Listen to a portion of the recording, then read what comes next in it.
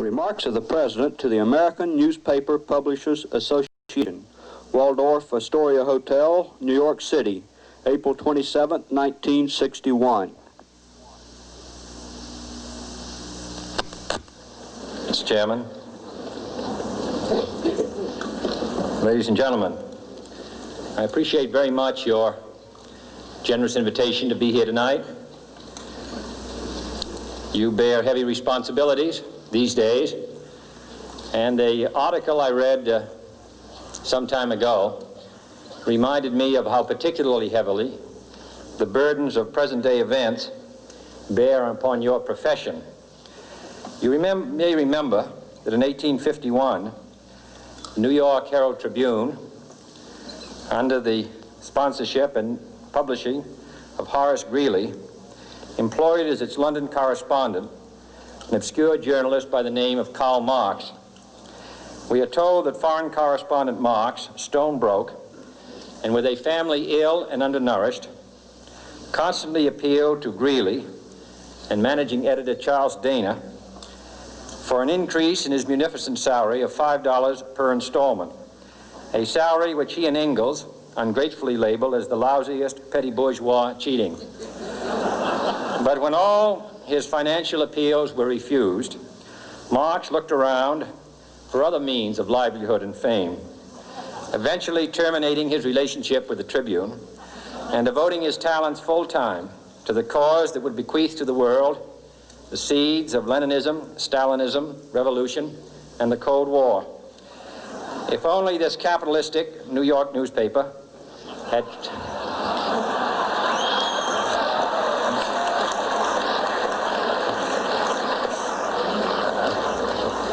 treated him more kindly,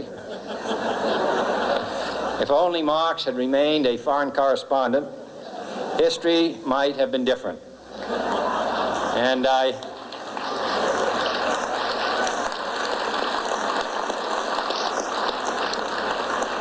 hope all publishers will bear this lesson in mind the next time they receive a poverty-stricken appeal from a small increase in the expense account from an obscure newspaper man.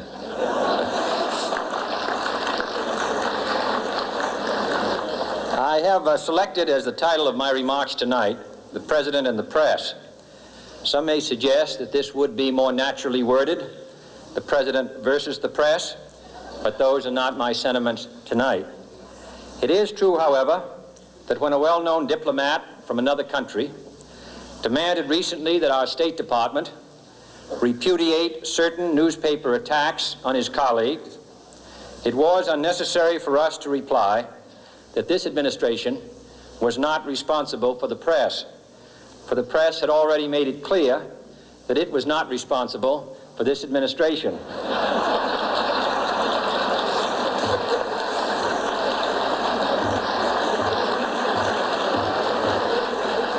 Nevertheless, my purpose here tonight is not to deliver the usual assault on the so-called one-party press. On the contrary, in recent months, I have rarely heard any complaints about political bias in the press, except from a few Republicans. Nor is it my purpose tonight to discuss or defend the televising of presidential press conferences. I think it is highly beneficial to have some 20 million Americans regularly sit in on these conferences to observe, if I may say so, the incisive, the intelligent, and the courteous qualities displayed by your Washington correspondents.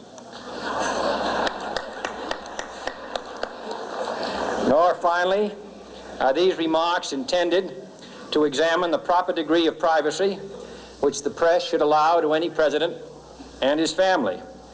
If, in the last few months, your White House reporters and photographers have been attending church services with regularity,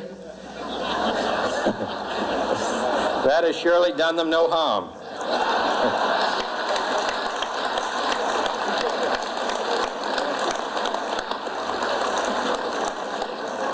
On the other hand, I realize that your staff and wire service photographers may be complaining that they do not enjoy the same green privileges the local golf courses, which they once did. It is true that my predecessor did not object, as I do, to pictures of one's golfing skill in action, but neither, on the other hand, did he ever bean a Secret Service man. My topic tonight is a more sober one, of concern to publishers as well as editors. I want to talk about our common responsibilities in the face of a common danger. The events of recent weeks may have helped to illuminate that challenge for some, but the dimensions of its threat have loomed large on the horizon for many years. Whatever our hopes may be for the future, for reducing this threat or living with it, there is no escaping either the gravity or the totality of its challenge to our survival and to our security. A challenge that confronts us in unaccustomed ways in every sphere of human activity. This deadly challenge imposes upon our society two requirements of direct concern, both to the press and to the President. Two requirements that may seem almost contradictory in tone, but which must be reconciled and fulfilled if we are to meet this national peril. I refer first to the need for far greater public information, and second, to the need for far greater official secrecy. The very word secrecy is repugnant in a free and open society, and we are, as a people, inherently and historically opposed to secret societies, to secret oaths, and to secret proceedings. We decided long ago that the dangers of excessive and unwarranted concealment of pertinent facts far outweighed the dangers which are cited to justify it.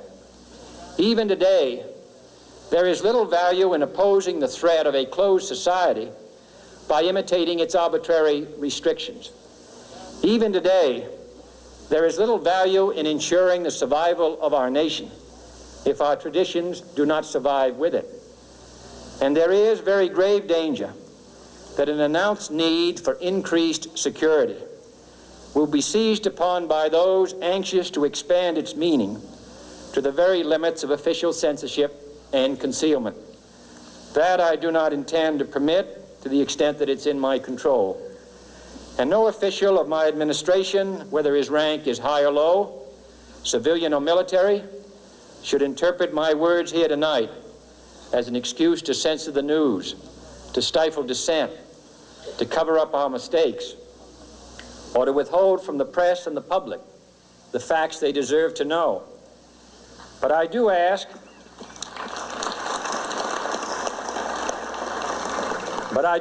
every publisher, every editor, and every newsman in the nation to re-examine his own standards and to recognize the nature of our country's peril.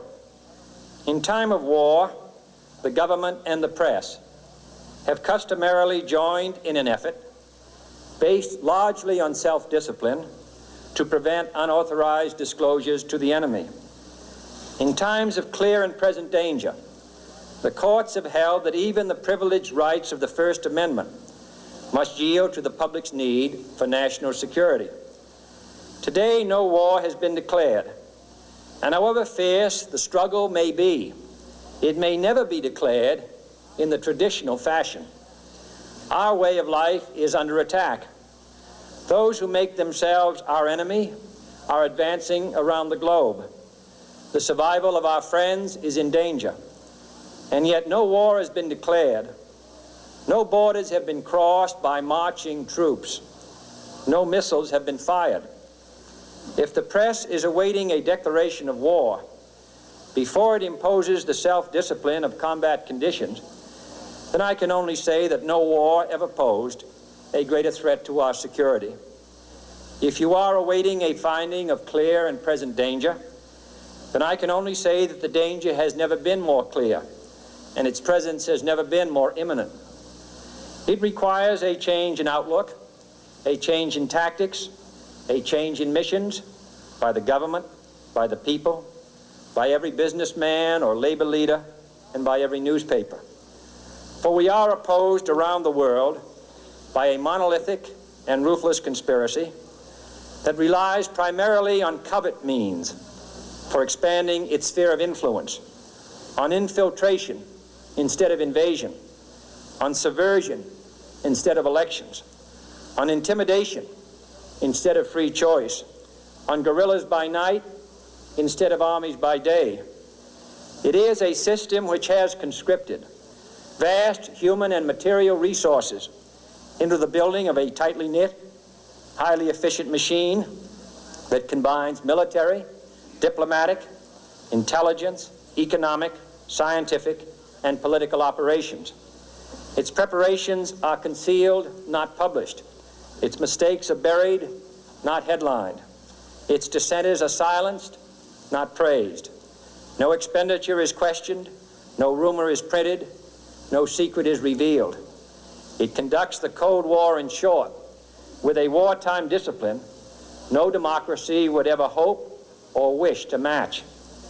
Nevertheless, every democracy recognizes the necessary restraints of national security.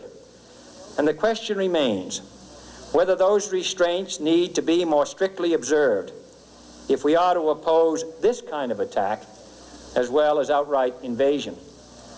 For the facts of the matter are that this nation's foes have openly boasted of acquiring through our newspapers information they would otherwise hire agents to acquire through theft, bribery, or espionage.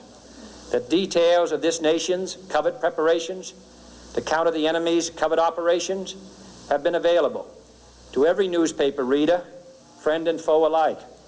That the size, the strength, the location, and the nature of our forces and weapons, and our plans and strategy for their use have all been pinpointed in the press and other news media to a degree sufficient to satisfy any foreign power, and that in at least one case, the publication of details concerning a secret mechanism whereby satellites were followed required its alteration at the expense of considerable time and money. The newspapers which printed these stories were loyal, patriotic, responsible, and well-meaning. Had we been engaged in open warfare, they undoubtedly would not have published such items.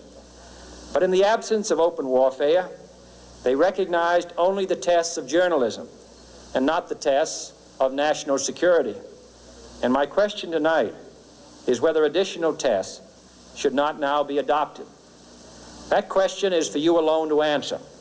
No public official should answer it for you. No governmental plan should impose its restraints against your will.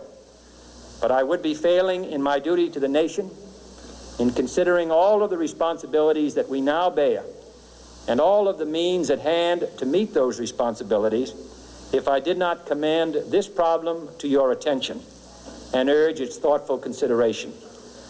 On many earlier occasions I have said, and your newspapers have constantly said, that these are times that appeal to every citizen's sense of sacrifice and self-discipline.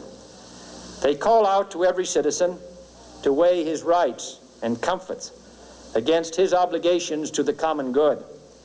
I cannot now believe that those citizens who serve in the newspaper business consider themselves exempt from that appeal. I have no intention of establishing a new Office of War Information to govern the flow of news. I am not suggesting any new forms of censorship or new types of security classifications. I have no easy answer to the dilemma that I have posed and would not seek to impose it if I had one. But I am asking the members of the newspaper profession and the industry in this country to re-examine their own responsibilities, to consider the degree and the nature of the present danger, and to heed the duty of self-restraint which that danger imposes upon us all. Every newspaper now asks itself, with respect to every story, is it news? All I suggest is that you add the question, is it in the interest of national security?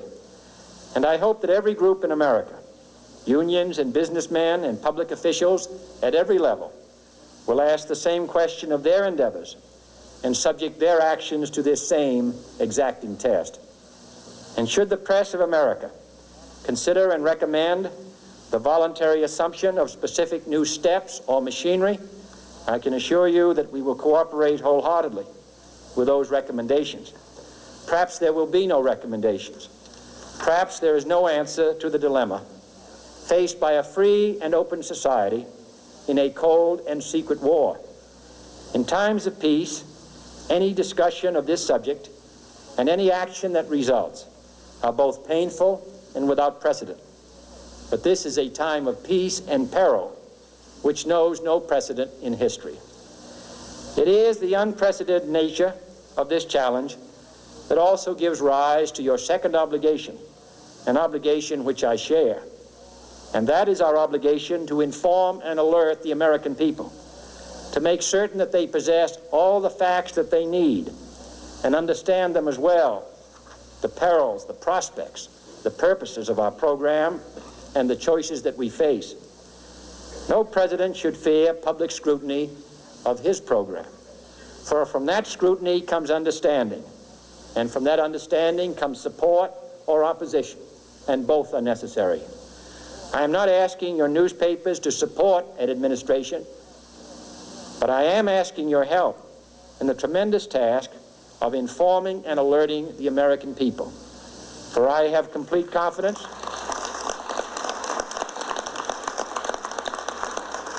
in the response and dedication of our citizens whenever they are fully informed. I not only could not stifle controversy among your readers, I welcome it. This administration intends to be candid about its errors. For as a wise man once said, an error doesn't become a mistake until you refuse to correct it. We intend to accept full responsibility for our errors, and we expect you to point them out when we miss them. Without debate, without criticism, no administration and no country can succeed, and no republic can survive. That is why the Athenian lawmaker Solon decreed it a crime for any citizen to shrink from controversy. And that is why our press was protected by the First Amendment, the only business in America specifically protected by the Constitution, not primarily to amuse and entertain, not to emphasize the trivial and the sentimental, not to simply give the public what it wants, but to inform, to arouse, to reflect, to state our dangers and our opportunities, to indicate our crises and our choices, to lead, mold, educate, and sometimes even anger public opinion. This means greater coverage and analysis of international news, for it is no longer far away and foreign, but close at hand and local. It means greater attention to improved understanding of the news, as well as improved transmission. And it means, finally, that government at all levels must meet its obligation to provide you with the fullest possible information outside the narrowest limits of national security, and we intend to do it. It was early in the 17th century that Francis Bacon remarked on three recent inventions already transforming the world: the compass, gunpowder, and the printing press. Now the links between the nations, first forged by the compass, have made us all citizens of the world, the hopes and threats of one becoming the hopes and threats of us all. In that one world's effort to live together, the evolution of gunpowder to its ultimate limit has warned mankind of the terrible consequences of failure. And so it is to the printing press, to the recorder of man's deeds, the keeper of his conscience, the courier of his news, that we look for strength and assistance, confident that with your help, man will be what he was born to be, free and independent.